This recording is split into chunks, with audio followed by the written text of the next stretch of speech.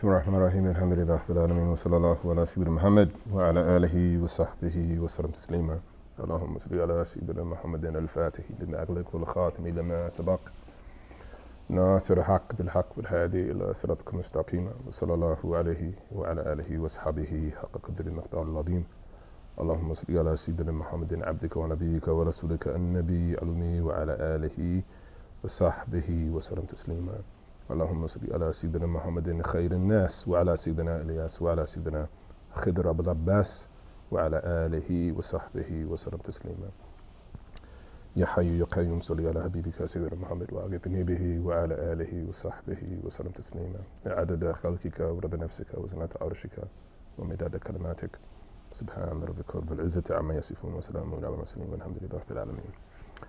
Assalamu alaikum wa rahmatullahi wa barakatuhu.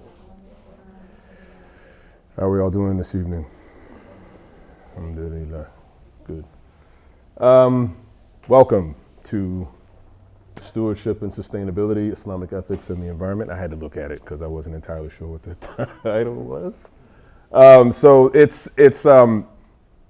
I'm really excited about being able to go over some of this material with you. And I've been kind of wrestling with how I wanted to go through what there is to present, because there are so many different ways in which to look at this particular topic. And it's going to be a combination of a number of things I usually do in the courses I typically teach and the work that I do. So I've for the past 12 years, I've been doing a combination of teaching and training people in permaculture design certification courses, and then using the information that's taught in those courses to do a variety of different types of consultancy work, usually connected to addressing the problem of land degradation and desertification, which is invariably linked to agriculture and addressing places that have become degraded largely because of mismanagement and just poor land use. Now, I think obviously this is something we've been hearing a lot about in recent years. Interestingly enough, the situation with the coronavirus, COVID-19, is interestingly enough. When you look at a lot of the research and some of the investigation done into the origins of the virus, it actually is intimately linked with the issue of ecological degradation and destruction. In fact, many of the viral outbreaks that have actually occurred over the course of the last several years have been linked to this phenomenon. It doesn't matter if you're talking about SARS or MERS, or Ebola,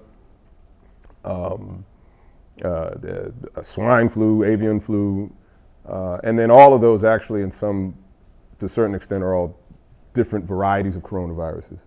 And actually in some of the research, they've linked the emergence of those viruses, the tendency for those to occur, they link it actually to the phenomenon of deforestation, interestingly enough. So it often occurs in many of the areas of the tropics, for instance, because effectively what happens is the barrier between the vectors for the virus, which are usually zoonotic in origin, it's some kind of animal, you kind of cross there's no barrier, there's no buffer, so there's now direct contact with people. So it's just, there are a lot of these issues that are very intimately related. And again, I was trying to see whether or not I was going to talk about this first strictly in terms of the technical particulars, or if I wanted to tackle the kind of intellectual, what comes out of the Islamic tradition in terms of the intellectual, scholarly explanation for the framing of how to look at all of this. So what I'll do is I'll first take a look at least some of the basic information as it pertains to, okay, well, what is the problem? What is the current state of affairs that needs to be addressed? and then figuring out ways in which we can sort of frame our understanding of the problem in arriving at a solution, right, that actually addresses it, right? So there are a number of different authors and researchers that I like to refer to in talking about some of this.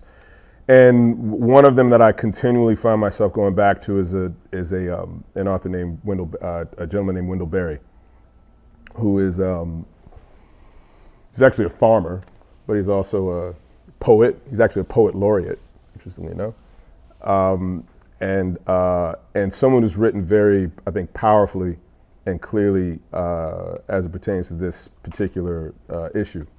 And he often, again, talks about it mostly in terms of looking at these problems through the lens of, again, farming and agriculture. And I think and there's a reason why that is. So I just want to open up with this quote. So he says here that if we are concerned about land abuse, then we must see that this is an economic problem. Every economy is, by definition, a land-using economy.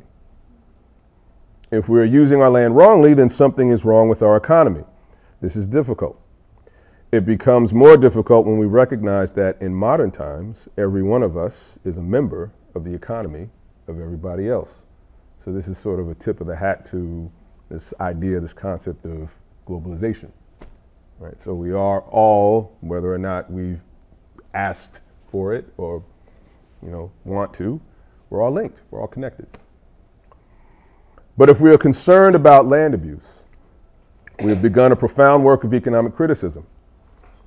Study of the history of land use, and any local history will do, informs us that we have had for a long time an economy that thrives by undermining its own foundations. Now, this word economy is interesting, because economy and ecology, again, both have very similar origins. And so, definitions are very important in talking about a lot of these things, and and looking at sort of the etymology of words and where words originally come from, because that gives you, I think, some insight into kind of what was purposed or intended when these words were sort of brought into being and used. So I want to refer to another reference here. This is by an author some of you might be familiar with if you are, kind of into this, this type of subject matter. Vandana Shiva. It was actually I had a student of a course I just taught in Spain give me this book. It's called Oneness versus the 1%: Shattering Illusions and Seeding Freedom. And it was funny because I've had this book since the summer, and I only started thumbing through it last night. And there's a section in here that points directly to what it was I just said. So literally in the first chapter, the ecology and economics of interconnectedness. And so she actually opens this section by saying that both ecology and economics are derived from the ancient Greek word oikos, which means home. Ecology is the science of the household, or the study of the household, while economics is supposed to be about the management of the household. Now, conventional definition of economics is basically the production and consumption of goods and services, or the production and consumption of scarce resources, right, in the production and consumption of goods and services. That's not what the word actually means. Right? So it's interesting to see what actually etymologically what the word actually means versus how the word is used now. And you can sort of capture language and kind of direct people in a particular direction on the basis of ultimately where would you like to, what you would like to have people do in order to serve a particular agenda or purpose, right? So understanding the fact that ecology is ecology and, again, economics are actually very much joined, right? They're very much connected. that this idea of ecology, this science of the household, this study of the household, and economics is the management of the household, that the current crisis has indicated that there is a very serious problem in the way that we go about thinking about the manner in which to manage the household. In what manner do we see it as being, again, most appropriate for us to manage this place that we've been put in the midst of? Because apparently, the way that we're doing it now is not very good, based on the results. So she continues. When economics works against ecology, it results in the mismanagement of the earth, our home. The prevailing climate crisis, water crisis, biodiversity crisis, food crisis are the different symptoms of this mismanagement. We mismanage the earth and destroy her ecological processes when we do not recognize Earth's capital as the real capital. When we say capital, the term typically is taken to mean something that is sort of a store of wealth. And even the term wealth needs to be expanded to not only mean something that's pointing towards financial wealth or monetary wealth. Like wealth, again, the term literally means well-being, right? Well-being. Again, so definitions are very important. Food and agriculture are areas where we see clearly the failure of the industrial agriculture models imposed by global corporations.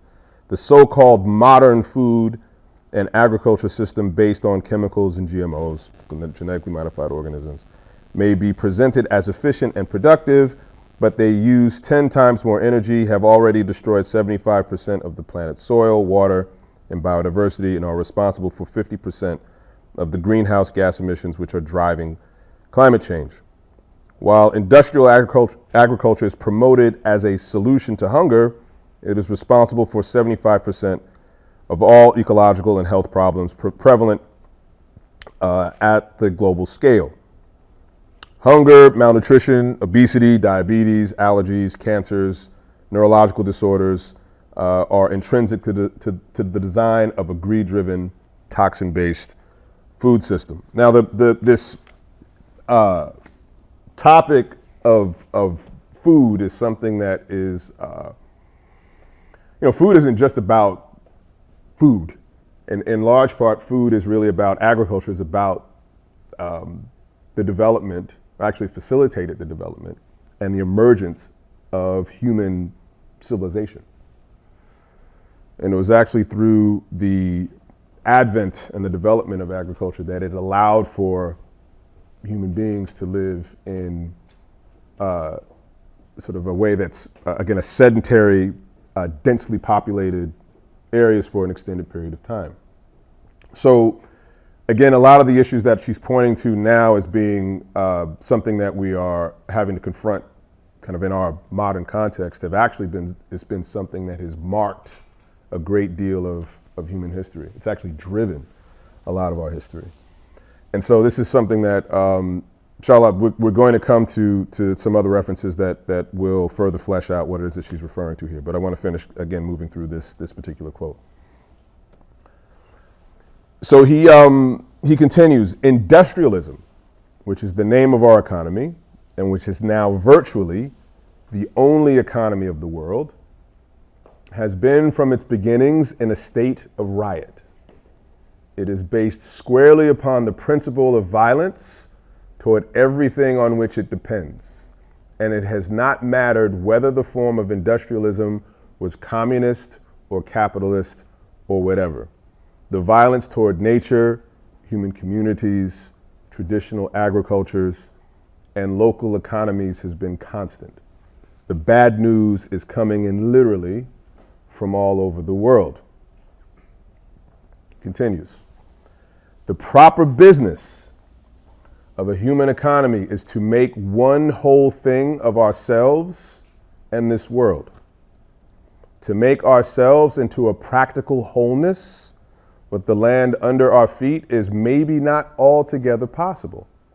How would we know? But as a goal, it at least carries us beyond hubris, beyond the utterly groundless assumption that we can subdivide our present great failure into 1,000 separate problems that can be fixed by 1,000 task forces of academic and bureaucratic specialists. That program has been given more than a fair chance to prove itself, and we ought to know by now that it won't work. Now he goes on to flesh out this again, the nature of the problem that's confronting us, and then begins to point in the direction of figuring out ways in which for us to address this.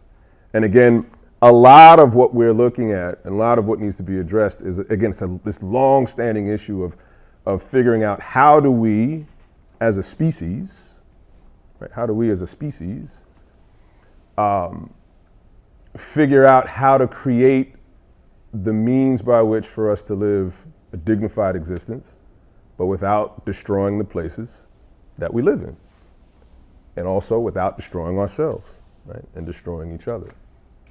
And so this is an ongoing issue. This is an ongoing problem that we're still trying to figure out. And this is, in large part, this is sort of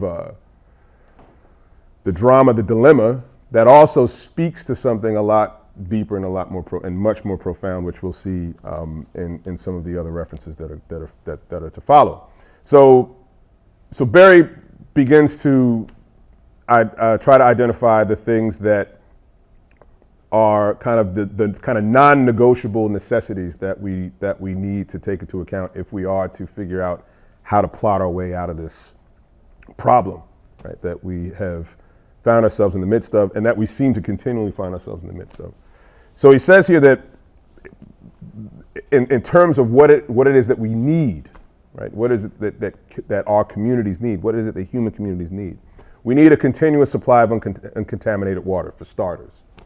Right? So therefore, we need, among other things, soil and water conserving ways of agriculture and forestry that are not dependent on monoculture, toxic chemicals, or the indifference and violence that always accompany big-scale industrial enterprises on the land. Therefore, we need diversified, small-scale land economies that are dependent on people.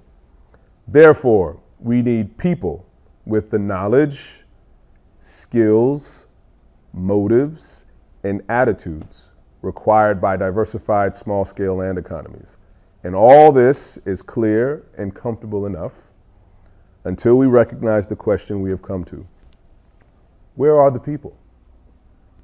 Meaning, where are these people with the knowledge, skills, motives, and attitudes required by diversified small-scale land economies? Right. So it's very difficult for us to address a problem that, number one, we haven't properly understood, and number two, we are not equipped to be able to actually kind of build or create the alternatives that obsolete the system that all of us say we don't like. Right. So how do we begin to do this? And this is really one of the great, again, dilemmas that we're presented with. But again, this isn't an old one, right? This isn't an old one, which is kind of part of the problem. It's the fact that we seem to keep on being presented with this issue, and we're still not finding sort of our footing in being able to come up with a solution that actually addresses the problem. And so just to illustrate this point, I'm going to go to another reference here. And this is a gentleman who, some people might, he's somewhat controversial, but I think, many of he's not alone in some of his assessments as it relates to, again, his accounting of this long-standing problem that the human species has had in terms of brokering a partnership or a relationship with the place that we live in. So this is Jared Diamond, Dr. Jared Diamond, who in the 90s, he wrote a very guess, well-known book in certain circles called Guns, Germs, and Steel, The Fate of Human Societies, which then it led to him writing this book in the mid-2000s called Collapse, How Societies Choose to Fail or Succeed. And they're all sort of the historical surveys accounting for the kind of the overarching patterns of human history as to why, you know, certain societies have seemed to you know, to be successful and others have failed, and looking at all of those different factors and I guess, you know, sort of examining it to see what we can learn. This book is interesting because what he's done is he's actually looked at, again, the common again, factors and characteristics of what has accounted for, again, the success and failures of human civilization. So what he's done in the book is he's actually looked at all of the most common modes of failure for civilization in the past, and then he sort of posits a few of these future potential sources of failure. But what's interesting is if you look at the ones that are most common, right, they're all connected to or all related to the manner in which, again, the human being relates to this habitat that they've been put in the midst of, right? So he says here that there are 5 factors that have historically contributed to civilizational collapse. It's climate change, it's hostile neighbors, collapse of the central trading partners, environmental problems, and failure to adapt to environmental issues. And then the 12 environmental problems facing mankind today, which again, 8 of them have been the historic kind of past reasons why civilizations and communities have fallen apart. And then the first 8 here are, again, those historical reasons. Now the top 3, interestingly enough, right, we have deforestation and habitat destruction. That's number 1. Number 2, soil problems, which would include erosion, salinization, which is the salting of soils, and the soil fertility losses. And then the third is water management problems. Now, what's interesting is when you start looking at these things and you kind of read enough of this material, you realize that these are not actually 3 different problems. They are the same problem at different stages. Right? So basically, if you deforest a place, right, if you remove the vegetation, you are going to have soil problems. Right? And then once you have soil problems, you are going to have water management problems. Now this has been happening over and over and over and over and over again. And the problem that we face now is simply, it's the same problem, but it's just happening at a more rapid rate, pretty much everywhere at the same time. Right? So this is what I think what's interesting about, again, doing a lot of this analysis and looking at history is that you realize that, for one, that the problem that needs to be addressed is not rooted in technology necessarily, because oftentimes I think in our time, the way that we're educated, the way that we're socialized, the way that we're sort of acculturated, that everything is always revolving around technology and we just need newer stuff, better stuff. When all technology ever does is it amplifies behavior. It makes whatever behavior you have at the moment, it just makes it louder, right? So in this particular instance, being that these are sort of the historic problems that have faced humanity, again, throughout its time here, that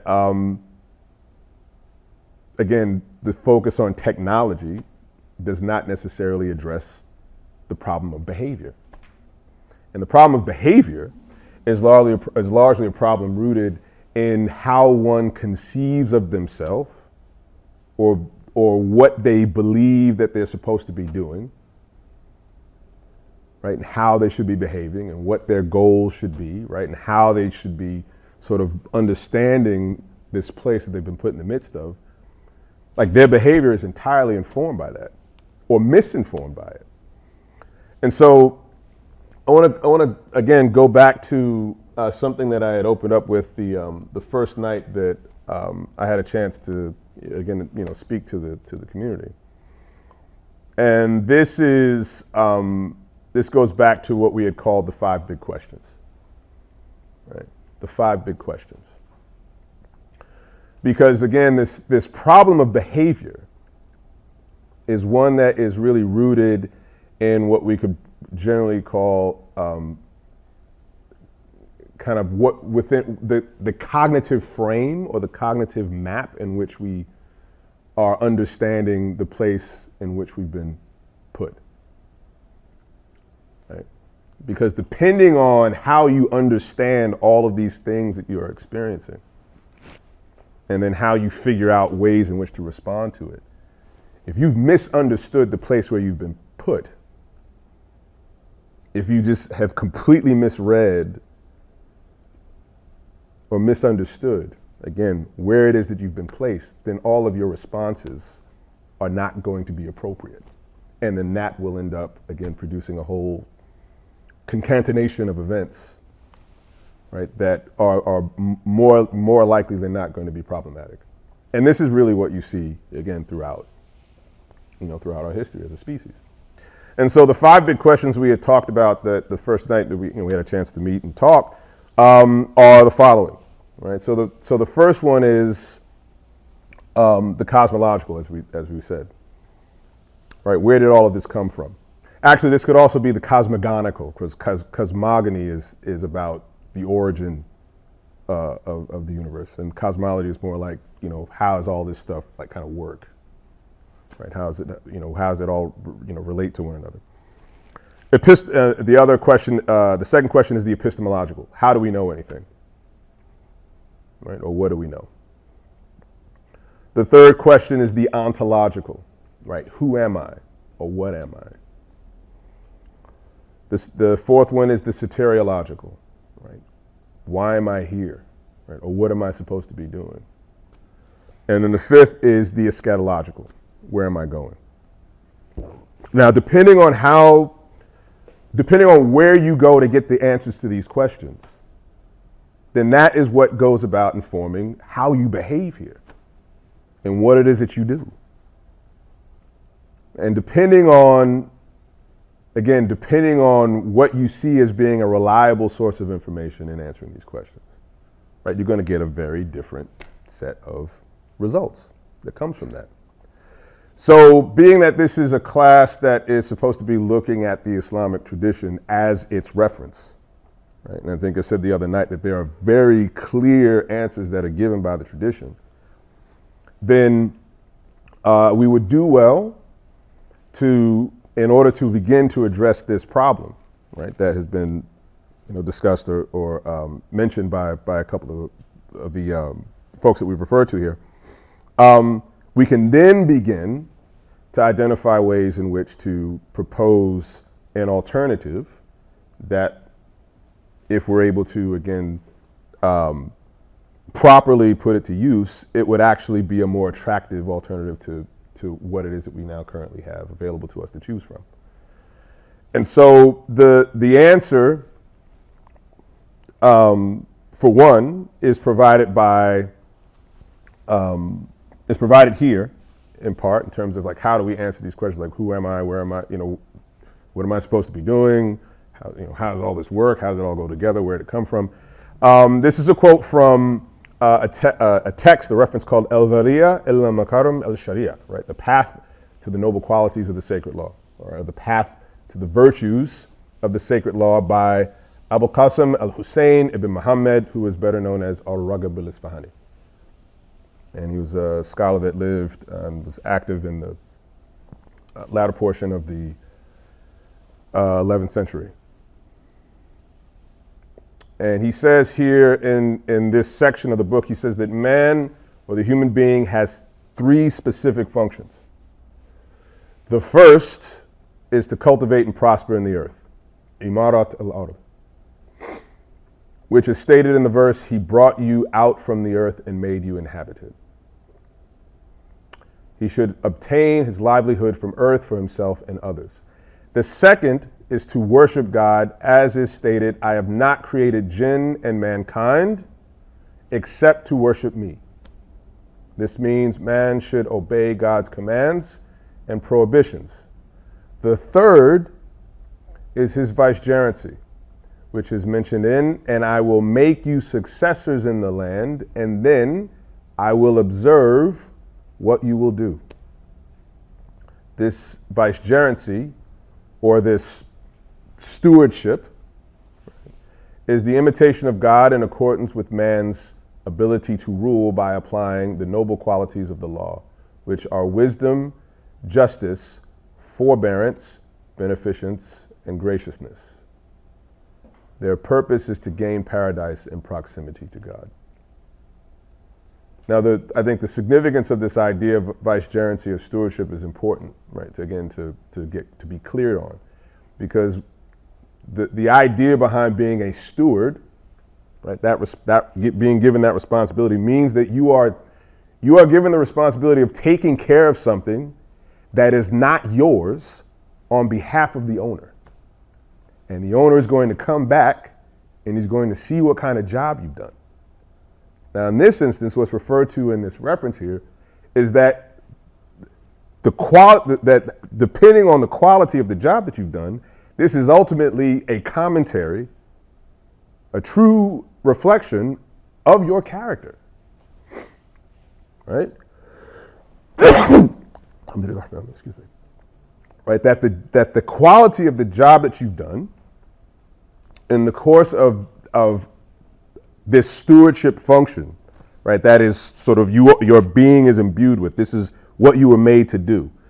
That the degree to which you were able to do that job well is a running commentary, true commentary as to the nature of your character, right? So it's not about what you say, right? It's ultimately about what you do. Or to quote the great James Baldwin quote is, I can't believe what you say because I see what you do. Right. Right. And so this is why I think this particular topic is so important, is because this is ultimately the real test as to what kind of people we are.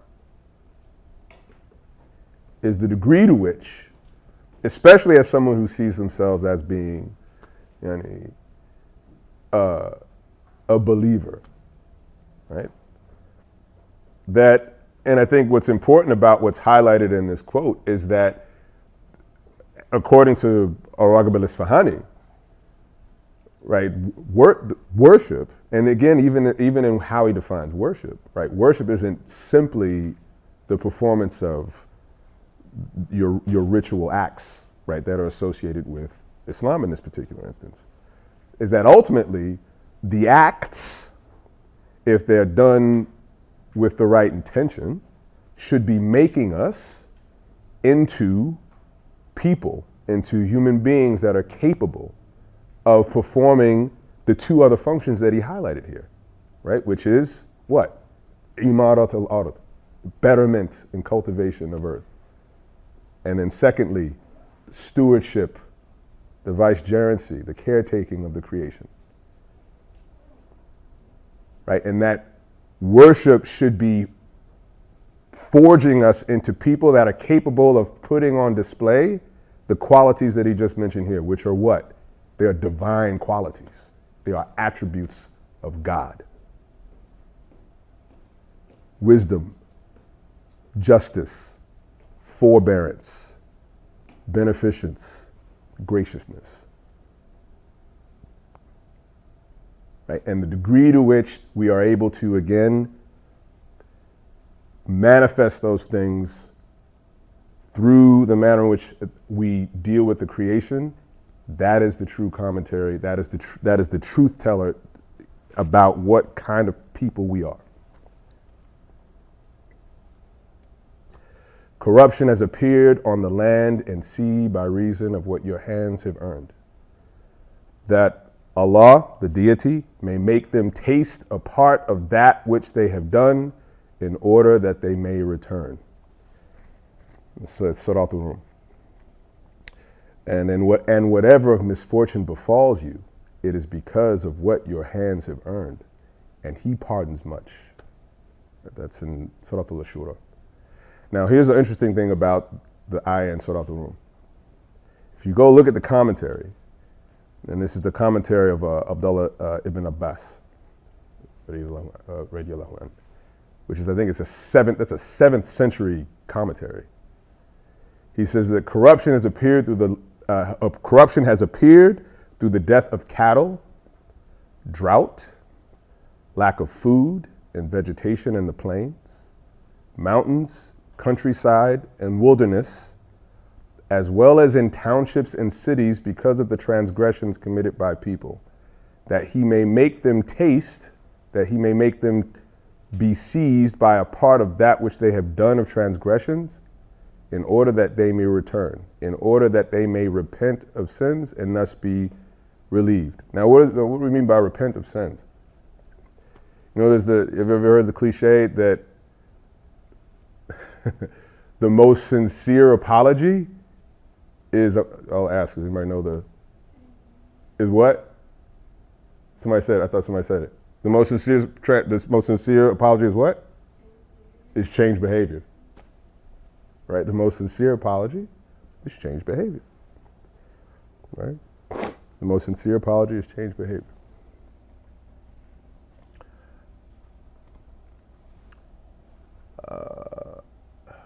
Where's the other quote? This is another quote. This is taken from an article written by William Chittick called Ibn Arabi on the Benefit of Knowledge.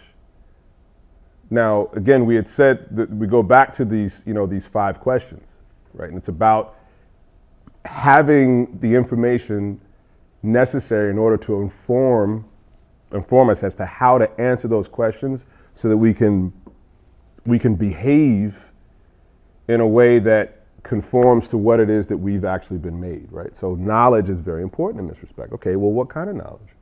Right? How can we go about gaining the knowledge that informs how we are in the world? So this article actually speaks to this point about on the benefit of knowledge and the benefit of beneficial knowledge. And so Dr. Chittick begins here: all of creation makes demands upon man, because he is created in God's form and has been appointed his vicegerent, or khalifa. He has the God-given duty woven into his original created nature, or fitra, to recognize the haqq, or right, of things, and to act accordingly. It is this haqq, or this right, that must be known if his knowledge is to be true, right, worthy, and appropriate. For this haqq is identical with the khalq, or the creation that God has established. In short, beneficial knowledge is knowledge of the what and the why of ourselves and of things. In order to know a thing truly and benefit from the knowledge, we need to know what it is, its reality, or its haqiqah, which is nothing but its khalq, or its creation, and its haqq, its right. And we need to know how we should respond to it.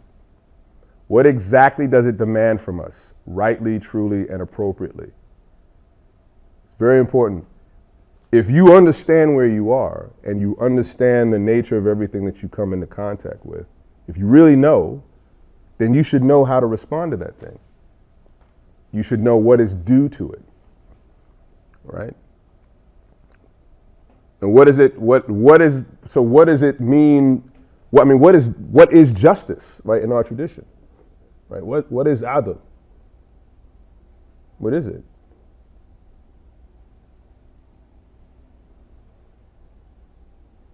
Anybody? What is justice in our tradition? Right? What is adl? What's the definition? Putting things in their proper place. Right? Putting things in their proper place. Right? And what is oppression?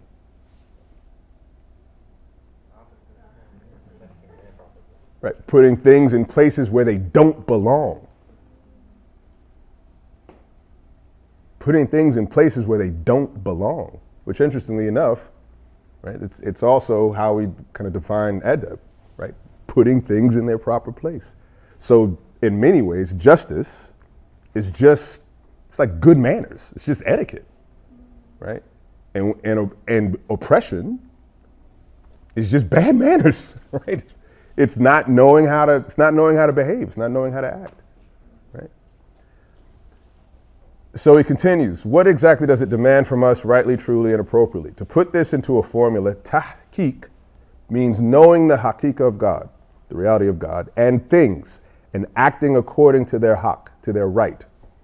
Realization is to know things as they truly are and act appropriately in every circumstance. Right, so this is, in large part, this problem that we find ourselves having to face as it relates to, again, the ecological crisis, climate change, and all these things. It's just, we don't know what we're supposed to be doing here. Because if you knew what you were supposed to be doing in being here, why would you do these things on purpose? Right? Why would you do these things on purpose? So this is, in large part, this is sort of a crisis of ignorance. Right? It's a crisis of ignorance. Right? So it's simply a matter of, I don't know what I'm supposed to be doing. It's not knowing how to answer any of the 5 questions, right? And I think what's amazing about this is, you just look in the Quran, right? In the chapter it should be the chapter of the cattle, right? Surah Al-An'am. Right? If you were to follow most of those on earth, if you were to follow most people on earth, they would misguide you from Allah's way. Right? Right? He says that they only follow their own conjecture. Right? They're only guessing. Right? They're only guessing. Right? And guessing and knowledge are two entirely different things. Right, so again, the question is, okay, well, where do we go to find out how to go about starting to address this problem? And this problem is, again, largely a product of this faulty, mistaken cognitive frame that we are using to inform how we go about doing things in the world.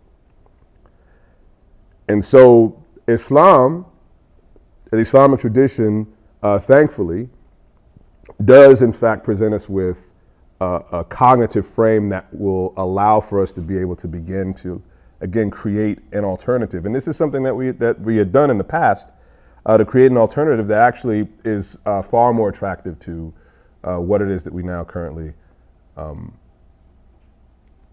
have to operate from. And so I want to take a look at some of the quotes from, this is a paper written by a scholar named Dr.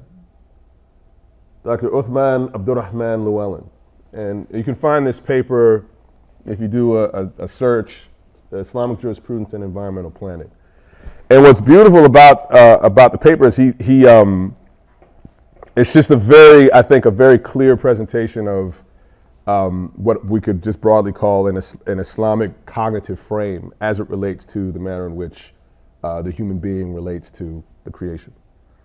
And so I think this is a really good place to start in addressing, again, some of these foundational ideas. And so I just want to start with this one section here, Maqasid al-Sharia, right, or the foundations of the law, the objectives of the Sharia, right? So understanding kind of the rules of the game is where we have to kind of go back to. And then we can figure out the particularities of how we go about kind of operationalizing this. So he begins, jurists have defined the fundamental purpose of the Sharia as the welfare or the maslaha of Allah's creation, or Allah's creature, excuse me. Ibrahim ibn Musa al-Shatibi discussed the Quranic basis for the principle of maslaha and the inductive reasoning by which it is discovered. And so he lists a number of verses here. The Quranic verses clearly indicate that the Islamic ethic draws no limit either to the number and kinds of creatures that the Muslim is required to benefit by his good works, or to the extent of the good that he or she is required to do them. This is further emphasized in a hadith or reports of the actions, sayings, and approvals of the Prophet Muhammad sallallahu alaihi wasallam, such as the following. Created beings are the dependents of Allah. So the creature dearest to Allah is he who does most good to Allah's dependents. The merciful are shown mercy by the Allah merciful. That's interesting. Show mercy to those on earth, and he in heaven will show mercy to you. Allah, be he blessed and exalted, has prescribed goodness toward everything. The ultimate purpose of the Sharia is thus the universal common good, the welfare of the entire creation. This means that all of the measurable effects of an action, be immediate and ultimate, on all beings must be weighed by the planner, designer, or administrator to maximize benefit and minimize harm to the totality. For every atom's weight of good and every atom's weight of harm that has resulted from his actions will be weighed on the day of judgment. Not a single creature, present or future, may be excluded from consideration in deciding a course of action, and the maximum possible net benefit to the totality must be striven for. Now imagine if you were operating in the world with this cognitive frame. Right? What kind of world would be created from that? Right? Which is a very different world than one that is dominated by the idea of profit maximization, right? Or, infinite economic growth, right? Growth at any and all costs. That's somebody else's frame, right? And it's one that certainly is not reflective of this idea of everything needing to be honored as it regards whatever right is due to it. All right. The objectives of the Sharia and environmental planning. An Islamic philosophy of the use of land and water, plants and animals may be described in light of the objectives of Islamic law. All creatures are sustained by one Rabb, or Lord and Sustainer, and he has created them in measure and proportion and has ordered and balanced them so as to sustain them by means of each other. Nothing is created without value and purpose. Nothing is created without value and purpose. Nothing is created without value and purpose. The purpose of each creature is to serve the sustainer of all by filling its ordained role, thereby contributing to the cosmic design and purpose, to the welfare of the totality. All beings are thus united in aim, and benefiting the whole is a value that pervades the universe. For human beings, this role is expanded to the special responsibility of trusteeship, amana and khalifa, right? We have a amana. We've been given a trust. We are bound to a trust over the earth. Ihsan, the most comprehensive term expressing nobility, denotes the perfection of moral rightness, practical benefit, and aesthetic artistry, and is due from humans toward everything. Right, so what did we say the other day, actually the other evening, right? We had talked about, I mentioned what a Muslim is. What did we say a Muslim is? Anybody remember? Not you. I'm saying anything. You remember? What is a Muslim? One where other Muslims are safe from his hand and his tongue. Right, a Muslim is one from whom other Muslims are safe from their hand and their tongue. Right? If that's a Muslim, what did we say a mu'min was? What is a mu'min? A believer. Right? One from whom all people are safe from their hand and their tongue. And actually, as I mentioned in the hadith, it says that actually a believer is one from whom people's lives and wealth or property is safe right from them. So if that's what a mu'min is, what is a muhsin? Right? Someone that embodies ihsan. Right? All of existence, the entire creation, right, is safe from you. right? And not only is it safe from you, it actually benefits from you, right? And then I'd say that ultimately, if we want to know what is the sunnah of the Prophet sallallahu alaihi wasallam, or who was the Prophet sallallahu alaihi wasallam, that's who he is, and that's what the sunnah is. He sallallahu alaihi wasallam was a benefit to the entire creation, all of existence, right? So again, ihsan, the most comprehensive term expressing nobility, denotes the perfection of moral rightness, practical benefit, and aesthetic artistry, and is due from human beings toward everything. For the essence of worship, I think this is, again, go back to the second purpose that was denoted by Ar-Raghib al-Isfahani, right? Where he mentions the ayah that Allah has not created jinn or mankind except that he be worshipped, right? What is worship? The essence of worship is to do the greatest good to the entire creation. That's the whole point. That your worship should be making you or fashioning you into a certain type of being that is capable of doing good to anything and everything that you come into contact with. So he continues. The values regarding the creation and its purpose are revealed in the following Quranic verses, among others. Allah is that which splits the seed and the date stone, brings the living from the dead and the dead from the living. That is your God. How can you be turned away? We did not create the heaven and earth and all between them without purpose. Such is the view of those who disbelieve. Right? This doesn't have any purpose. Right? These are things for us to kind of manipulate and do whatever we want with. Right?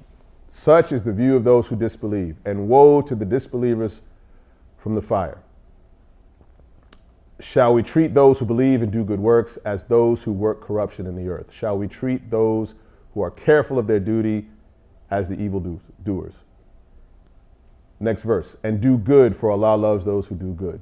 Next verse. He who created death and life to try you, which of you do work the most good? Ihsan. And this is, again, I think this is the part I want to probably just end here.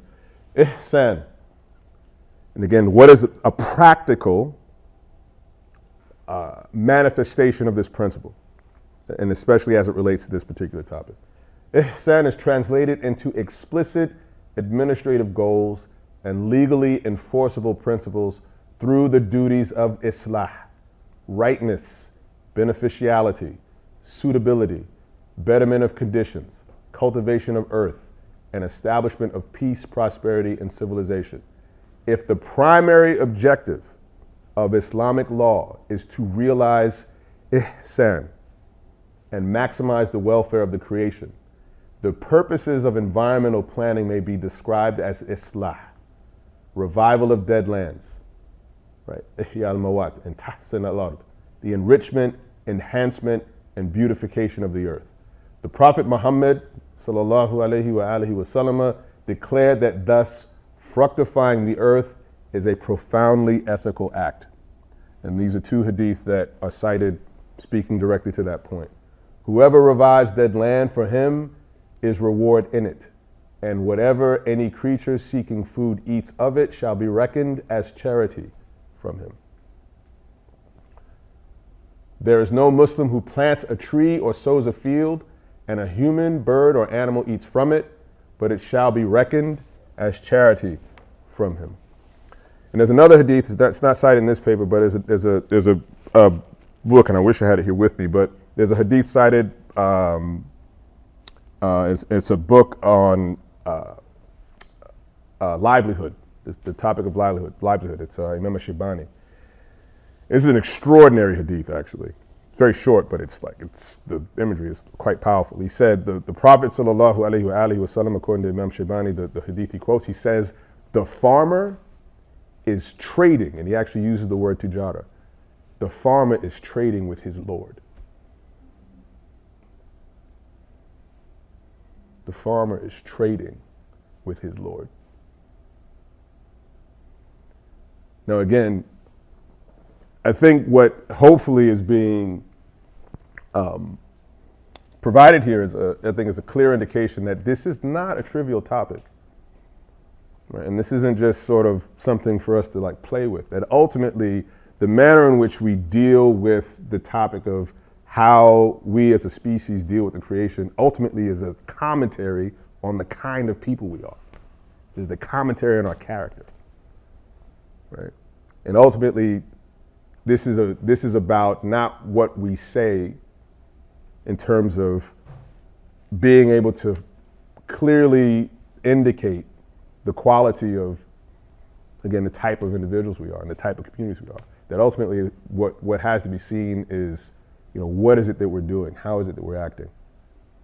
What is it that we're producing in terms of the cumulative effect, right, of our time here on this planet, again, in this phase of our various lives, right, that make up our existence, as actually our brother Ahmed is covering in Lives of Men. Right, this is what determines what happens to us, again, once we finish our time here.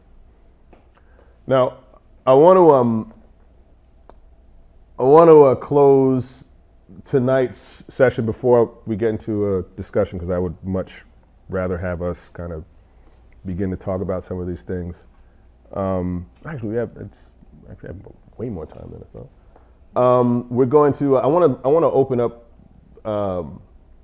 the discussion about the introduction of the discussion on permaculture with the introduction of a film I had a chance to participate in the making of. Actually appear in the movie, and I think this is a nice introduction of the topic of permaculture, and then how we can begin to link what's talked about in permaculture with what we had just covered here in terms of this cognitive framing of this issue of, again, sustainability and stewardship as explained in the Islamic tradition, and why it is that permaculture, I see permaculture as being sort of a contemporary expression as to how we can bring a lot of these ideas to life, right, in a much more like kind of systematic way. So this is a film called Inhabit, a Permaculture Perspective. It was released about 6 years ago, and I think it's a nice primer on the topic. So just watch the first few minutes, and then we'll again get into a discussion on that.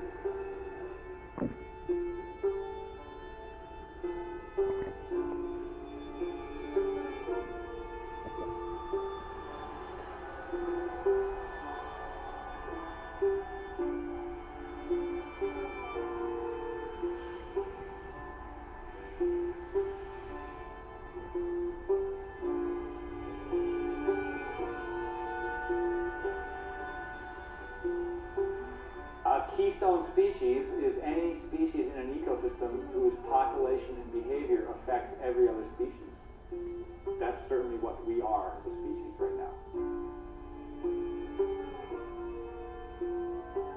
If you look at the foundation of our current system, it's based on a flawed understanding of nature. And a lot of our political ideologies, our economic system, it's all based on this understanding that we're separate from natural systems.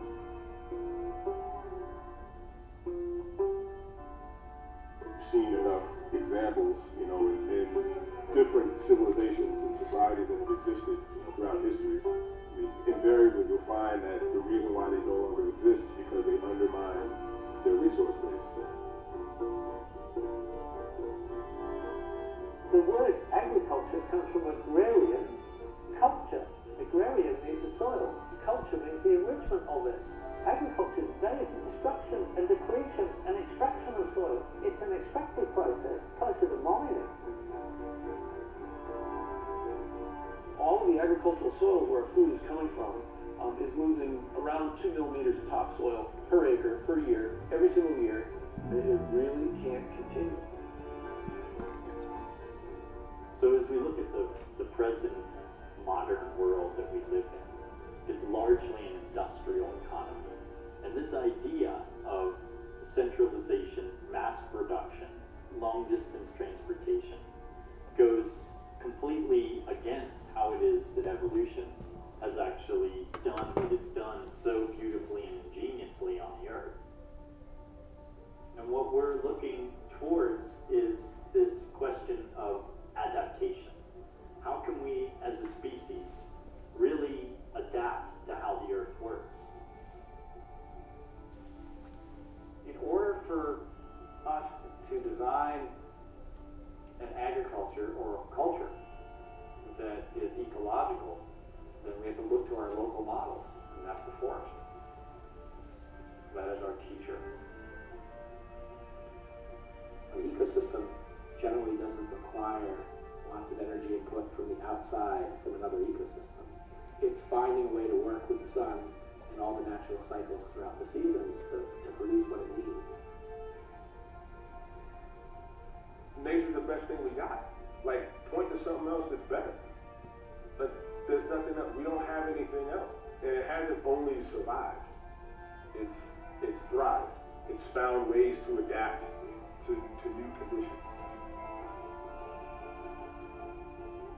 Let's now design ecosystems.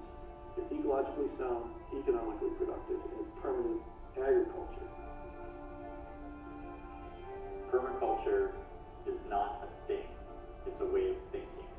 It's a process of design. And the word permaculture comes from permanent and agriculture.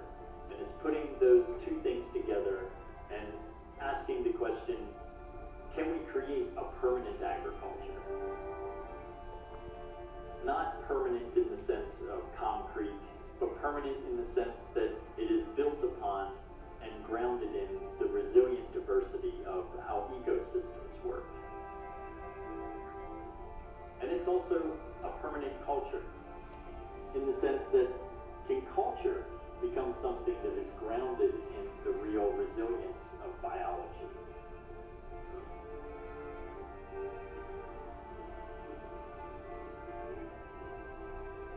And we can really look at permaculture design as a whole way of seeing the world, looking at problems and seeing how they can turn into solutions.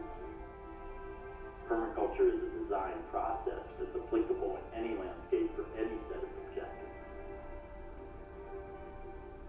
You know, permaculture is dependent on the prospects for us doing good, not us just doing less bad. And that really has been the driver of a lot of the modern environmental movement, is people doing less bad. Let's just do less damage. The eco, lower our footprint. And concepts like this create a very dangerous self-image, because it's a self-image that's based on the notion that we're inherently bad. We're inherently a scourge on the face of the planet. I want to have as small an impact as possible. Ultimately, it'd be better if you didn't live with that approach, right? And that's where you go with that philosophy. Well, I don't want to be dead. I want to live. And I want the lives around me to live better as well because I have lived.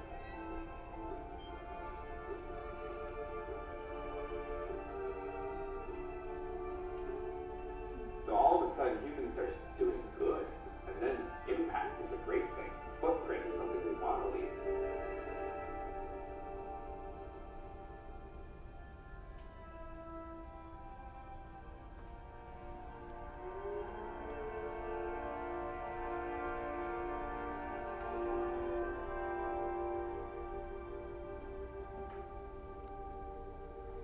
So I think the line that actually Ben, the guy that just had said that, the last quote, his name's Ben Fault. He's a designer. He's based in Vermont. And I think that point is an interesting one, because I remember when I heard him say that, and then the thought it popped into my head. The point about living, human beings not just thinking of themselves as doing less bad, right? That actually they begin to do good. And then when you do good, leaving a big footprint is a good thing, right? It's actually a great thing, right? Having an impact that becomes something that's beneficial. And then I remember just sort of relating this to Islam. I mean, what is the Sunnah? What's the prophetic Sunnah? It's a massive footprint, right? It's a huge footprint. As a matter of fact, what's the symbol that's often associated with the Prophet? It's a sandal, right? It's a sandal, right? Sandala, right? It's a sandal. It's a massive footprint that he left. So again, how do we take this idea of being able to see ourselves as only being capable of being less awful versions of ourselves, right? Kind of being marginally less worse, right? And then how do you flip that on its head, right? How do we actually figure out ways to become most good, right? Because once you crack that, you got a whole other set of possibilities now, right? Whole other set of possibilities that you're presented with, right? And you have the prospect of having a completely different world be produced by virtue of you being able to see yourself as being something other than a marginally less awful version, right, of your most destructive self, right? And so this is a very important idea that, inshallah, we're going to again be able to sort of flesh out going forward. And so I want to give you, I want to end the session, or at least cap the last 15 minutes before I want to again open up to the floor, and we can have a bit of an exchange the last, probably 30 minutes. With a definition of what permaculture is, because this is often sort of a contentious, confused topic, and I want to go directly to the source of, or one of the sources for a definition of what permaculture is, because this is something we're going to again end up coming back to over the course of the next 15 weeks. So this is a definition that's taken from the book written by Bill Mollison called Permaculture, A Designer's Manual, which was published in 1988. And this is sort of the book I always use when I teach my courses and when I do a lot of my work. And I think as you saw Andrew say in the clip, he says that permaculture is not a thing; it's a way of thinking, right? It's one of the quotes that's attributed to Bill is that he said permaculture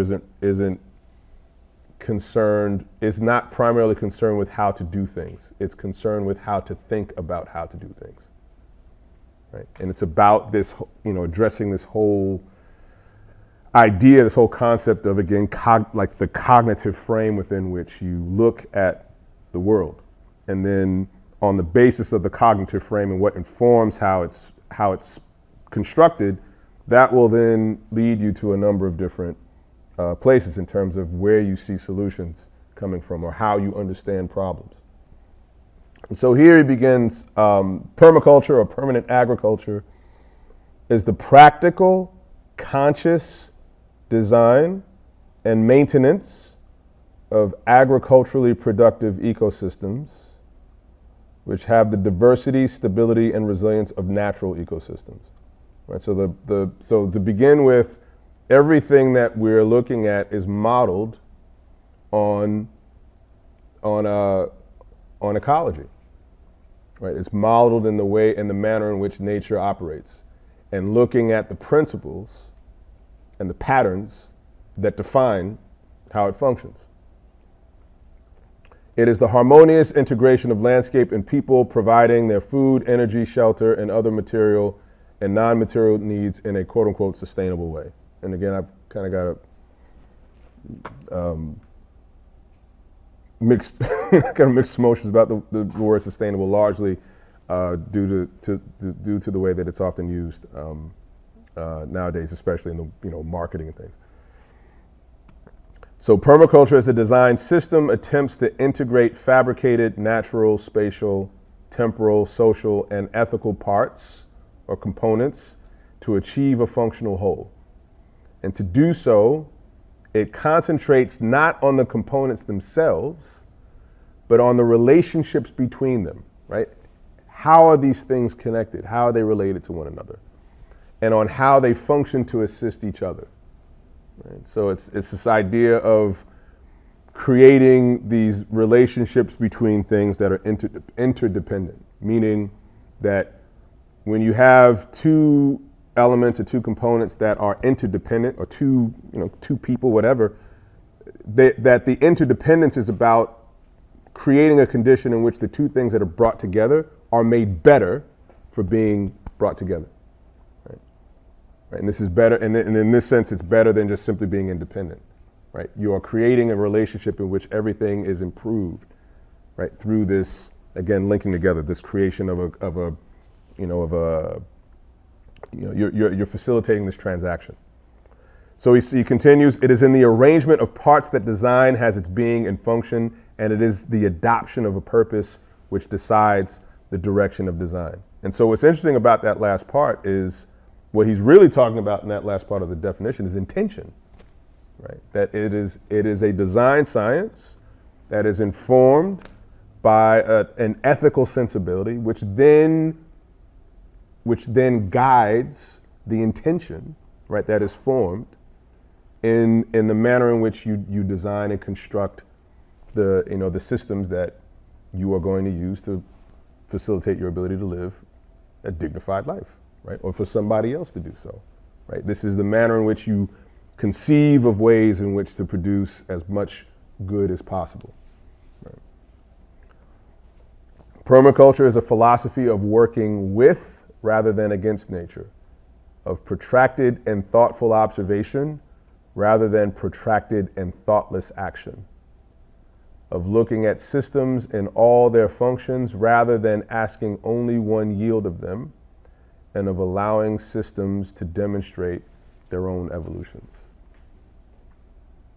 Right. Now, and then ultimately, again, what has come to define what permaculture is what we call this three-prong ethic, right? And then I think this would be a good time to maybe open up the floor to discussion. And the ethic is defined again by these three things. The first one is care of the earth, right? Care of the earth, and the basic explanation there is that I'm safe if the earth's safe, right? I'm taken care of if the earth is taken care of. I'm in danger if the earth's in danger. Which then brings us to the second ethic. Once you have the care of the earth ethic taken care of, then we come to care of people, right? And again, same idea. I'm safe if you're safe. I'm taken care of if you're taken care of. I'm in danger if you're in danger. Right? Because basically if you are in danger to the point where you may find yourself in such a state and so desperate that your being endangered will cause you or drive you to endanger me or whoever it is that's around you because you're so desperate, then both of us are again not benefited by that condition prevailing, right? So there's an enlightened self-interest in actually extending yourselves to people, because ultimately that ensures your own safety. Now, I think what's interesting about that is, what did we say first, what there's the hadith about what the Prophet ﷺ about, which kind of indicates what is the base expectation, right, in terms of how we behave and comport ourselves in the world. And it has to do with, I'll give you a hint, it has to do with harm, right? Does anyone know the hadith about, anyone know what I'm referring to? Nahmed, I'll let you answer. All right. You know what I'm referring to? Anybody? Actually, I'll find the reference here.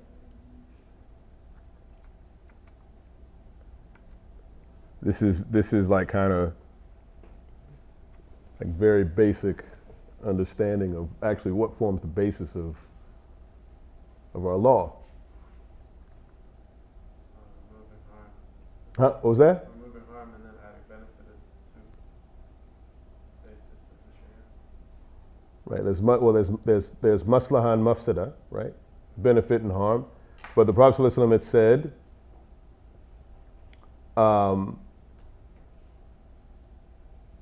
and I want to get to the actual quote. That way I don't botch it. Right. He said that there is no harm, right, or harming, nor is there reciprocation of harm. Right. There is no harm or harming, right, or reciprocation of harm, right, and that's like base level. Right? But then you go a step above, and he had said, right, none of you truly believes unless, anybody?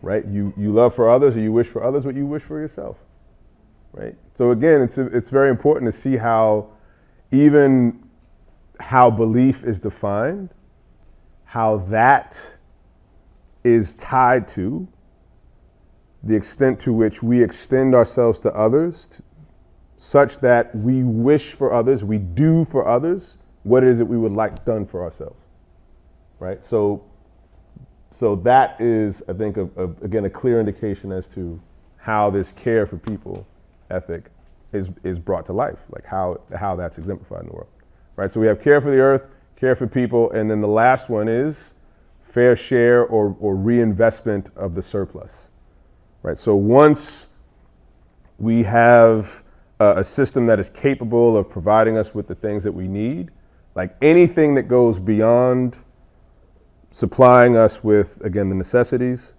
is then sort of reinvested back into this system so that it can continue to function in a manner that's able to ensure that we have both care of the earth and care for people, right? And this is the sort of the foundation of what makes permaculture what it is that it's attempting to create this condition to where it is addressing the needs of everyone and everything, such that it will ensure the long-term viability of these systems that we rely on in order to, again, live a life. And they're all modeled on the way, again, that nature functions. Because effectively, this is how the natural world works, and that it actually works according to this principle of cooperation, right? Not competition. Right? That everything that you see within the natural world and within an ecology is really about the management and the maintenance of the household, so it continues to, again, work in perpetuity, if you will. Right. So, there's a lot more detail to fill in here, but again, I want to open up a discussion with some of you. If you have any questions or comments, you have certain kind of like thoughts. I often say revelations, epiphanies, bright ideas, eureka moments. If there's anything that kind of comes to mind from some of what we've been able to talk about here thus far. So please. Miriam. Wa alaikum salam. Yes. Or a kind of a question. Yes. First, I do have to state that I do have a bias. Get that out of the way. Okay, it's fine. So, We all do. Yes. So, just like some reflections on like economic systems Mhm. and their impact on the lives of people, Mhm. which is like kind of like the general area here, Mhm. and to go back to like Islam Mhm. and to talk about currency. Yep. So like I know that like one of the things that has impacted our world so harmfully Mhm. is the oppression of one shared currency, which is like, you know, like we are all forced to use across the world one currency.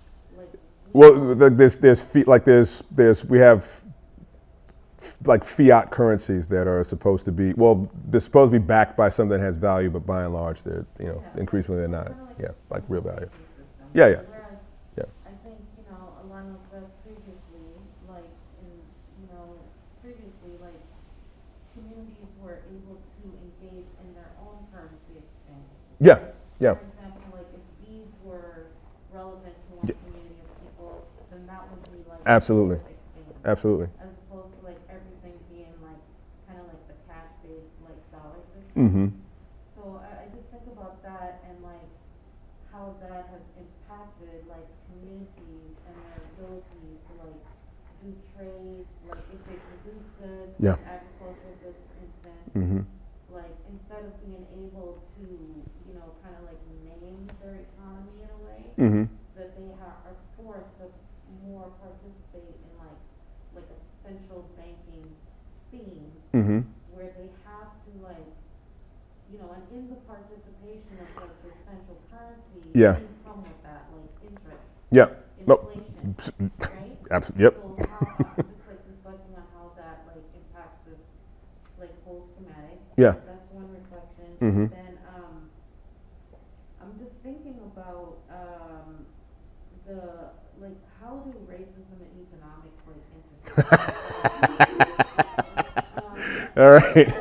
like we're going like right for the jugular. Okay. Like it's like, oh, it's so early. I wasn't expecting to get to that until like, I don't know, week 6 or 7 or something like that. I don't. No. So okay, I got you. That's good. That's good. No, that's actually that's good.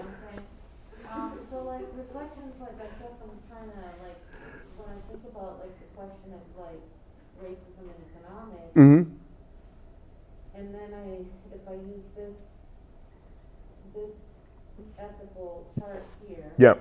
right, like especially about like fair share, Yep. and like the domination of certain things and systems which like deplete Yep. folks of like a fair share. Right.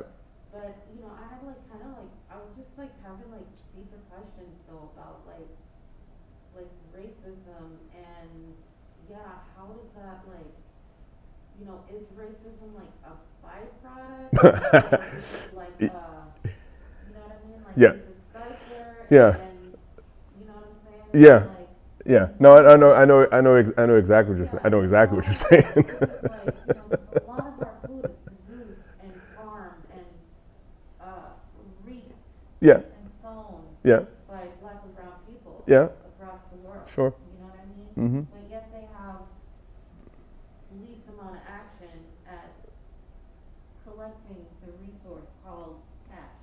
Well, you're saying that just generally speaking that you know, there's certain groups of folks who haven't necessarily gotten the type of return on investment, or they don't have equity, Yeah, right, they don't have in those access. systems. I mean, their access is Yeah. like systematically like Yeah. Yeah. denied, Yeah. you know? So Yeah. I'm just thinking like, you know, is that like what's up with that? Is that like a byproduct? Like where is it like? So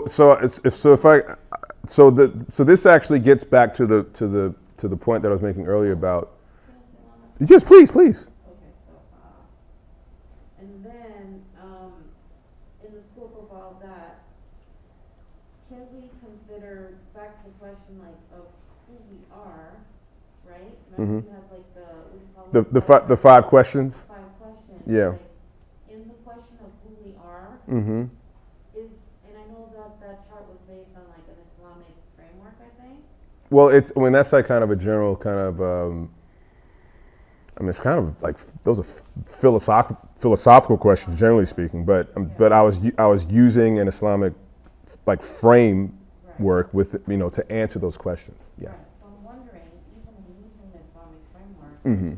in the answer to the question, like who are we, Mm-hmm. whether it's permissible to, in the answering that question, Mm-hmm. include who we are as cultural beings. Oh, okay. Yeah. You know what I mean? Yeah. In an Islamic framework, Mm-hmm. are you know what I mean? Or is it more directly like, who are we, like, who Allah has created us to be? Or can we, like, include, like, when we make that assessment of, like, who are we, like, include our cultural, like, identity? Yeah, well, I guess I'll go backwards. So the point about, the bringing up racism is, I think it's an interesting, I think that's an interesting topic in reference to, I think, everything else you just mentioned. So I think what's fascinating about the phenomenon of racism is that it's taken an idea that's been spoken to in the Quran, right? The idea that we've been created different, right? Been created in, different quote unquote races, colors, creeds, tribes, tongues. Like, we've been created different. Why? To get to know one another. Now look what the framing in the Quran that's provided by the Quran. The reason why we were created different was not so that we would be segregated or separated from one another. It was not a reason for people, right, to actually use those differences as a means by which to justify the mistreatment of them. It was actually a reason for us to come to know others that are different from us. Now you have an entire world that's taken that idea and has created something completely different. It's really, that is a form of fasad. That is fasad. That is corruption, right? That is the corruption that was actually spoken of in that ayah in Surat al-Rum, right? Corruption has appeared on the land and the sea by what the hands of people have done. Right, so imagine if, again, the framing that is actually provided in the Quran was actually taken seriously. It was actually something that was believed, right? And then that was what we operated from. Now, if you really want to know where that idea of racism comes from, it is in fact, it is a demonic archetype, right? Because who's the first quote unquote racist? Iblis, right? What happens? I think the irony is, what are we told? What were we told? About Adam. Like, what does the word Adam mean in Arabic? What does it describe? Someone, not brown. Adam is used to describe someone who's black, like dark, like Adamic, right? So I think what's interesting about this, though, is, again, these are all products of not understanding how to frame our experience or what it is that we are coming into contact in this world, and then actually positing a response that is appropriate, right? So again, the reason why we're made different, it's supposed to be a reason for us to come to know one another. We've taken it completely and turned it on its head. It's a reason for us to oppress people who are not like us, right? And then how do you go about justifying the oppression? Ana khayru minhu. I'm better than him, right? What makes you think you're better than him? Yani, I'm made from fire and he's made from clay. All right, I'm made from, take out fire and clay, then put them, I am fill in the blank. I'm whatever and they're whatever.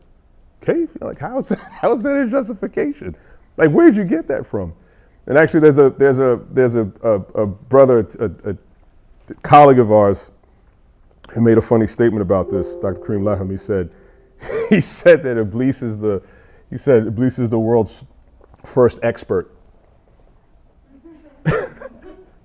Right, because this is something that he's like kind of taken this kind of information and then used his own kind of rational justification for piecing these bits of information together to, explain his behavior.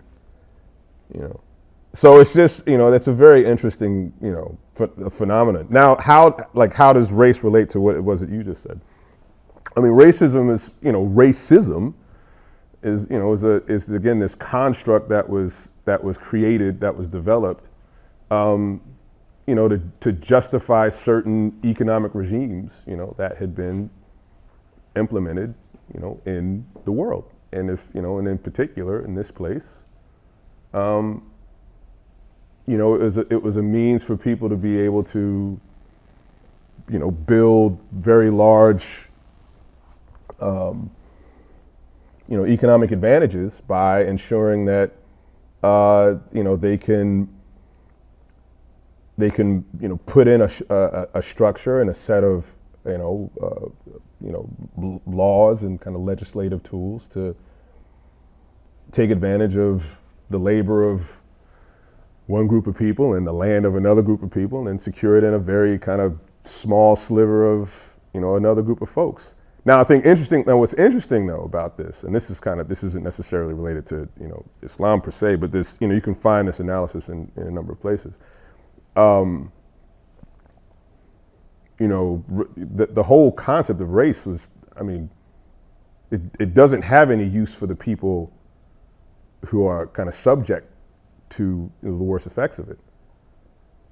Like, so specifically, if we're talking about what's happened in the United States, the concept of race does not have any use for, black people or red people or any other use of people, those other groups of people.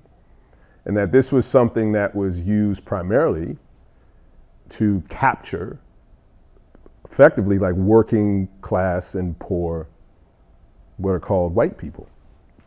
Because they're not necessarily, the vast majority of people of those folks aren't necessarily advantaged by it either.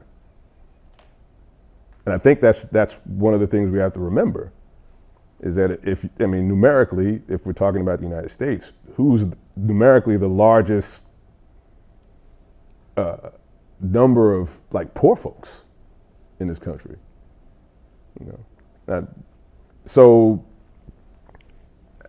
I think it's something that has to be taken into account, that this is a type of, again, technology that is used to corrupt people's perception of the world that they occupy, in order to accommodate an agenda that is based on one, I think first and foremost, this belief that the default condition of the world we live in is scarcity, that there's not enough to go around.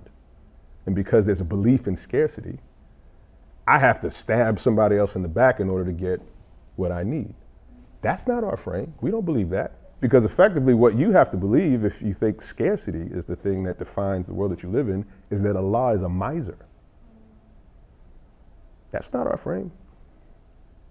That's somebody else's framework. And I think, again, going back to the importance of understanding the critical need to address this faulty cognitive frame is you have to identify the fact that this is a problematic set of assumptions, right? That then all of this other stuff that you just mentioned is built upon, right? And then as far as the point that you had made about the currency, and I talk a lot about this in the Islamic gift economy course that I usually do. I'll come to you in a moment. I'm sorry, I just want to explain this last bit. Sorry. I know, because I saw your hand over. People are like, God, you keep on going on and talking. Just give me a moment. So basically the whole idea of money, the concept of money was created again to facilitate the exchange of goods. And it was mainly created to facilitate the exchange of goods and services between people that didn't know one another. Because previously, if you were in a community where you wanted a particular product or something done, and you knew a person, you could like exchange whatever it was that whether it was a particular good or service, you knew that you were going to get back something of equal value without the need for money because you know that person and there's trust. Money ends up becoming used when folks started to travel farther afield to trade with people that they didn't know. So you can no longer say barter with them for goods and services. So now you need a medium of exchange. And that medium of exchange became, again, money, and most notably money that was based on some kind of, again, precious metal or gem or something that was seen as by everyone as having value, whether it was gold or silver or precious stones or the like. But it was the whole idea was to be able to facilitate the exchange between people that were largely not familiar with one another. Because otherwise you could barter for whatever it was you needed, and it was all good. But we get further into that in the other class that I teach, and actually we'll probably talk about some of that here. I'm sorry, sister. Sorry, sir. Finally, God, this guys just keep on talking. Like, I'm sorry.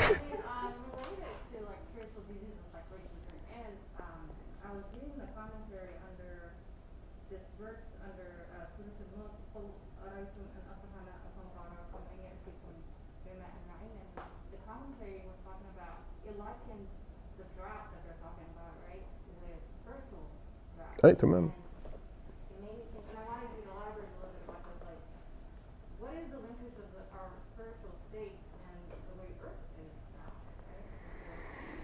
I think what's interesting about that, and I was talking about this with someone not that long ago, is that the places that people live in tend to reflect, again, the state of the collective community. And there's actually a really great quote from a book called "Conquest Through the Land for 7,000 Years." It's written by an author named W.C. Loudermilk. And basically, he says in the introduction to the book, he said that land does not lie. Right? It writes a record of what the people have occupied that place. It writes a record of what it is that they've done. And if you understand how to read landscape, the land tells you everything you need to know about those folks. And I think it goes to the point that was made in the Aragab al-Isfahani quote about how, again, these functions and these roles that were supposed to be served by the human being, that ultimately their ability to play these roles, it speaks to what kind of people they are, right? It is a commentary as to what kind of people they are, and then to the degree to which those people are able to reflect or put on display divine attributes. Because that is what makes us who we are, is that we are said to be the one creation that is actually capable of, well, number one, knowing God, right? And then through our knowledge of God, being able to again, model these characteristics or these attributes that are, that are, tell us something about who God is, who Allah is. And then you can see that again reflected through what Allah created.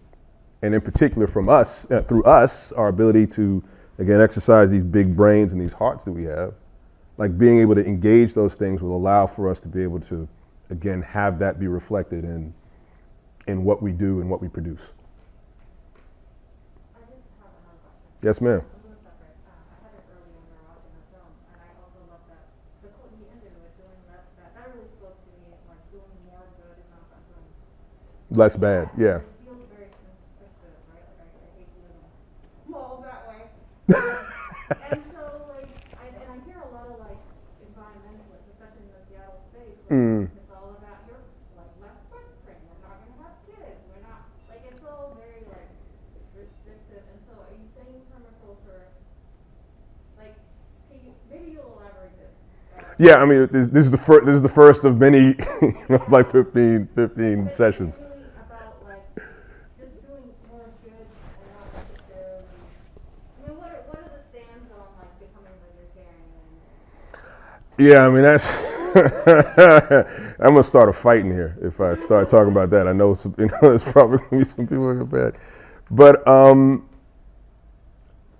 you know what? I'll answer this in part with another quote, and this is actually a quote from Bill Mollison, who's one of the co-founders of what permaculture is. So he said that the greatest change we need to make is from consumption to production.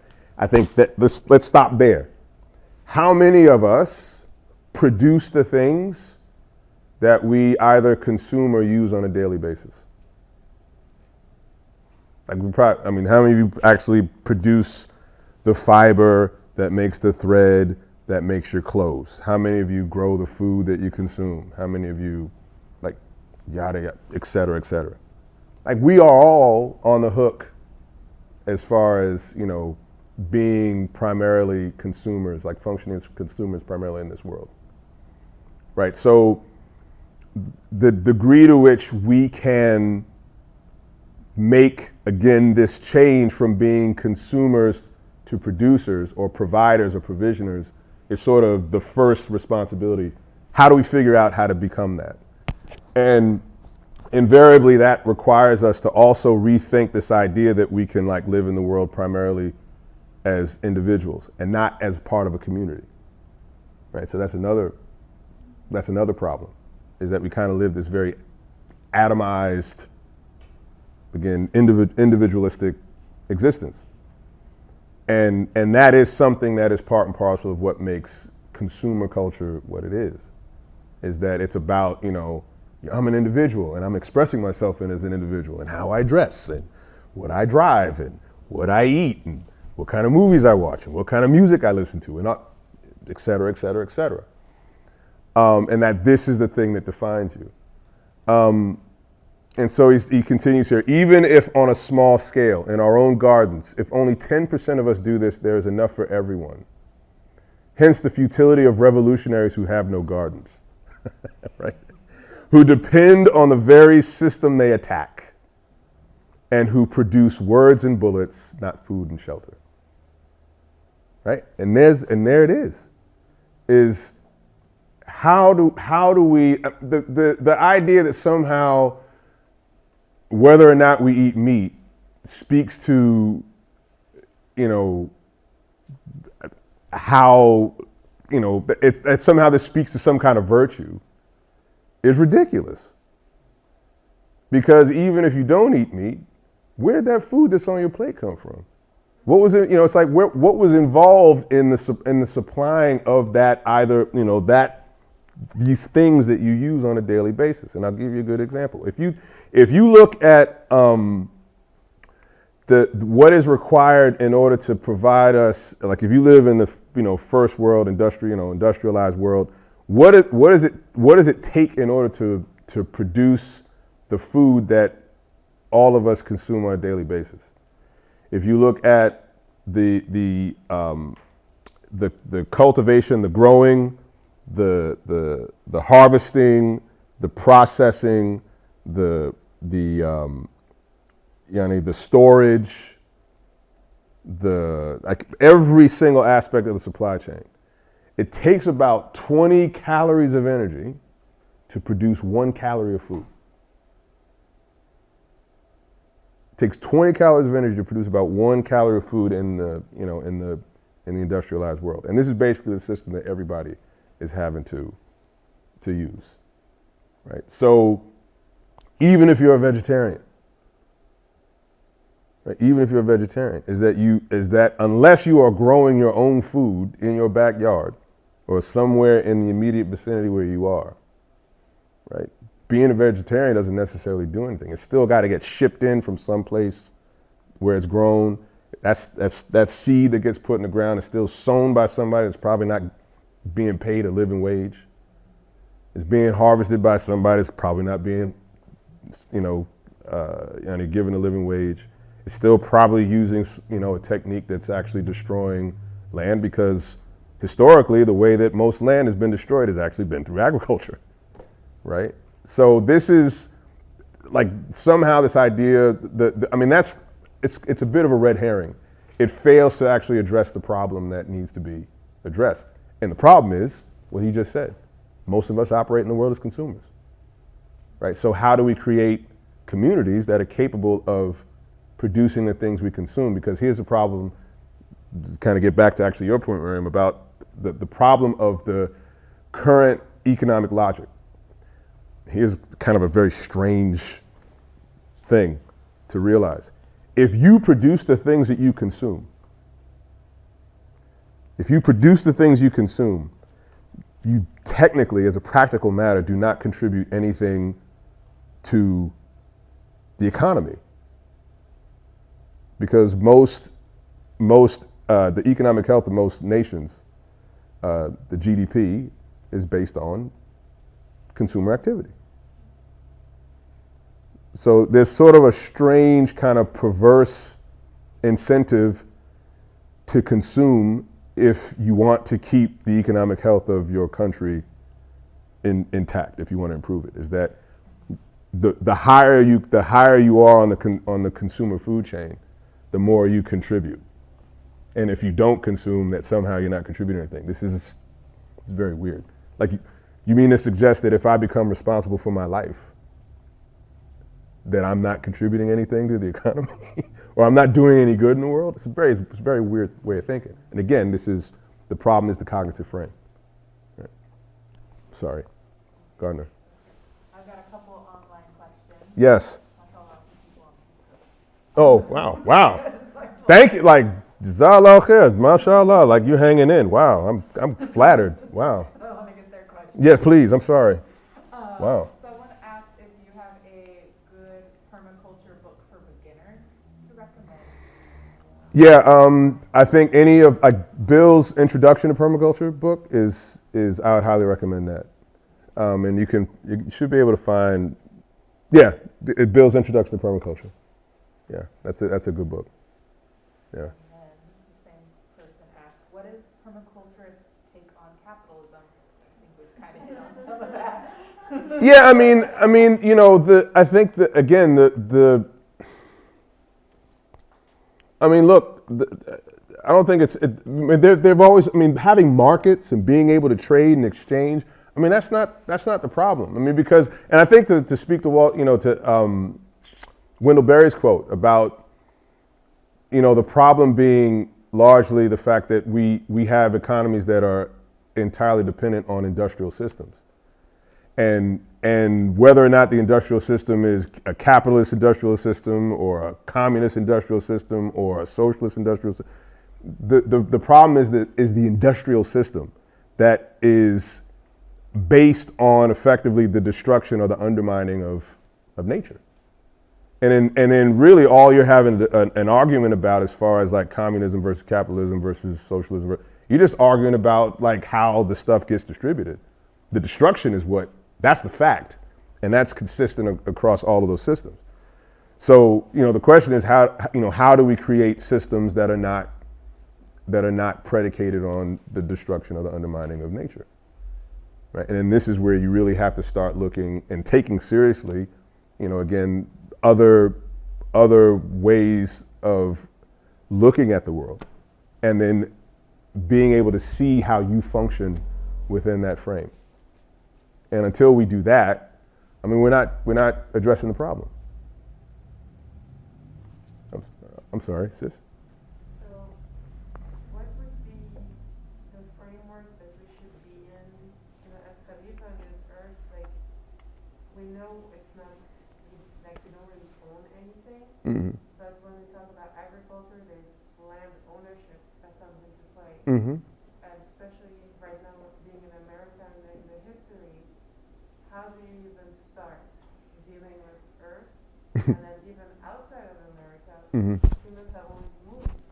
Yep. What is the proper framework to even approach our relationship to the Earth? Well, so the funny thing about the idea, the fact that human history is geographically progressive, that's largely been driven because, once you get again, enough people living in a place for an extended period of time, kind of over that time period, there ends up becoming this progressive mismanagement, right? And this often is due to, again, this idea that, or this belief that, some people find it necessary to hoard things, for themselves, right? And there's some exceptions. I mean, one of the interesting books I want to take a look at and read through, some of the sections of is a book called Reconstruction by Way of the Soil.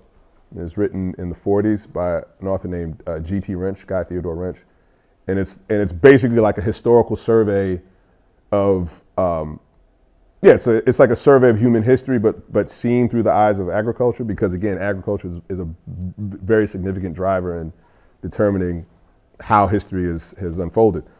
And there's a really amazing chapter about Moorish Spain, about Muslim Spain, because basically he looks at the history of Muslim Spain as like one of these rare instances in which you see this how agriculture was, again, this linchpin element in facilitating the flourishing of a civilization, as opposed to its being driven into the dirt, like literally. And then what's amazing about this book is, after there's this recounting of this history, which is based all sorts from European historians, like late 19th century historical references. The following chapter of the book is basically like this recounting of the emergence of Islam. It's like this abridged, summary of the seerah of the Prophet ﷺ, because in the estimation of the author of the book, he said that he was so amazed by this history. He's like, well, what was responsible for creating this outcome? And again, for him, it was this ethical example that was provided by the Prophet Muhammad ﷺ, that served as the inspiration for the creation of this, this system of agriculture that allowed for this flourishing of human civilization, that in the opinion of many of these European historians of that time period, they thought that this was the most important contribution to the project of human civilization that Muslim civilization had actually contributed. Like that was their most valuable gift, right? Right. There was actually their systems of land husbandry and their whole sort of conception of how to care for land. And I think kind of referring to some of those histories, I think really points the way forward, because they had all of these different ways of figuring out how to manage water and land ownership rights and having land held in a manner that, again, provided this broad benefit to people. And so it's not as though we don't have models to be able to to point to. I think again, the problem is what do we believe is possible, right? What do we believe is possible? Because if you're someone who believes that the default condition of the world that we live in is scarcity, there's not enough for everybody, then that's going to end up influencing everything you do from here on out. So it's like the hadith of the hadith Qudsi, when Allah says, "I'm in the opinion of my slave." Right? I'm whatever my slave thinks of me. That's why you can have two people look at the same thing, and on the basis of their opinion, they can come to wildly different conclusions. And then on the basis of that opinion, they're going to form entirely different intentions. Right? So if you have one person looking at the world and they believe there isn't enough for everybody, then the intention that they formulate is going to be predicated on that opinion. Right? And if you have someone who believes that there's enough for everyone, that abundance is the default, then their intentions and their actions are going to be entirely different, categorically different. And so I think, again, it has to begin there. And then I think there are a lot of not only examples from the past, but I think there are many contemporary examples we can point to, and that's something we can, again, talk about going forward, inshallah. I'm sorry, I know I missed. I'm sorry, did you? Yeah, well, I had a bit of a comment. Please. On what you were talking about. There's a really interesting speech by Sheikh Hamza Yusuf he did in 2006, I believe, in Canada. It's the Riz Talks, and it's on fair trade and commerce from an Islamic perspective.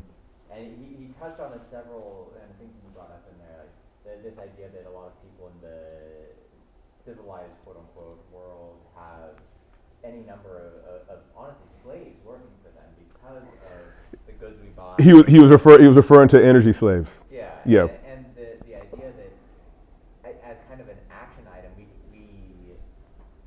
look at what we consume, even before we can maybe make that transition from a consumer to a producer. Just like think about what you are consuming and how you are consuming things like chocolate. Chocolate is one of the most, honestly, slave labor intensive, industries in the world. So doing things like trying to buy fair trade chocolate rather than just whatever you can get for 99 cents for the jumbo box. Because you know that trickles down. Yeah. And but actually, if I can say something about that example, and again maybe just go to a couple other things. So here's what's interesting, and actually this goes to the other point that you had made about people, certain folks not having ownership or having control of these systems or being able to be able to reap the benefits of what it is that they do in the course of, again, producing these goods. So the president of Ghana actually back in the summer actually said, you know where I'm about to go. He actually said that he was no longer going to sell chocolate to the Swiss, right? Because he said it doesn't benefit us. Like here, the Swiss are making money hand over fist by adding value to this cocoa that comes out of their country. And what the Ghanaian president said was that they wanted to start making chocolate, which is that's how you make money in an economy, is that you take a resource, raw material, and then you do something to it to add value to it, and then you sell it on. Well, by and large, many of the folks that find themselves in a really bad state, in a really bad condition, suffering, ironically, live in places where a lot of these raw materials come from, and then are taken somewhere else where value is added to it through, whatever processing and things that are done, that to make it into a finished good that is then sold to somebody else, right? And this is is by and large a problem in sort of the global economy, is that there's certain people who do not have that capability for various and sundry reasons, and that's why they're continually behind the proverbial 8 ball, is that they don't have that. They don't have that capability of being able to produce these goods or add value to goods that could then reap, they can reap the benefits, right? So that's part of what, a lot of our communities need to be able to do, is develop that capability, have that, have the wherewithal to be able to do that, and then that's when you start to see things change. Yeah. I'm sorry. So I think it's we're kind of getting on, and that's anyone else. I'm sorry. You don't want me to go again. Maybe we can talk offline. No, is there anyone else on in the line that had a question, or I don't know? Yeah. So inshallah, this is kind of we've been able to at least open the door to I think a vast a vast sort of ocean of possibilities in terms of the different things that could be talked about and discussed, and so I hope all of you are continue to come to the sessions with an open mind and with your own ideas and understandings that could serve as a platform for us to enter into I think a really interesting exchange, and we'll investigate these things further. And I appreciate the time that you've taken in staying as late as you have, because I know it's, you folks probably have work to do and better things to do than listen to me drone on. But I appreciate you being here, and inshallah, I look forward to the next session. All right, so. بسم الله الرحمن الرحيم الحمد لله رب العالمين وصلى الله على سيدنا محمد وعلى اله وصحبه وسلم سبحان ربك رب العزة عما يصفون وسلام على المرسلين والحمد لله رب العالمين. الفاتحة. بسم الله الرحمن الرحيم الحمد لله رب العالمين كنا نعبد إياك نستعين صراط المستقيم صراط الذين أنعمت عليهم غير المغضوب عليهم ولا الضالين. السلام عليكم. Thank you.